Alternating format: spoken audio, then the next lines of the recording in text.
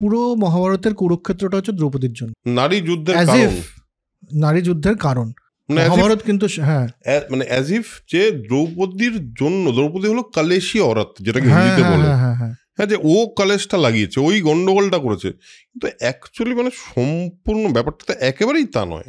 একেবারেই তা নয়, কারণ হচ্ছে মহাভারত তো সে কথা বলছে না। হ্যাঁ, এবং আরেকটা জিনিস বলবো তোকে, এটার পেছনে একটা কারণ আছে। সেটা হলো যখন সিরিয়ালে দেখানো হয়, সিরিয়ালে তো টিআরপির জন্য কিছু হ্যাঁ। করা হয়, সিরিয়ালে কিন্তু দেখানো হচ্ছে দ্রৌপদী বলেছে, যদি আমার এই অপমানের বদলা তোমরা না নাও তাহলে তোমাদের আমি পুরুষ বলে মনে করবো না। এইসব কথাবার্তা আছে কিন্তু বেশ দু একটা সিরিয়ালে আমার মনে হয়, if I am not wrong. But এটা কিন্তু মানে এটা কিন্তু সেটা তো বিল্ড করা হয়েছে না, এই পুরুষতান্ত্রিক যে ওই যে অপমানটা হয়েছিল, অপমান মানে দুর্যোধনের উপরে যে হাসাহাসি করেছিল যখন দুর্যোধন পড়ে যায় ইন্দ্রপ্রস্থের মহলে, হাসাহাসি তো পাণ্ডবরা করেছিল আর ওদের ভৃত্যরা করেছিল, দ্রৌপদী তো ছিলই না। পুরো সিনেই দ্রৌপদী নেই, মহাভারতেই নেই, মানে ওই সিনটাই নেই, ওই সিন নেই, ওই ব্যাপারটা দ্রৌপদী কিছু দেখেইনি ওটা হতে, একেবারেই হেসেছিল পাণ্ডবরা এবং তাদের ভৃত্যরা, দাসীরা।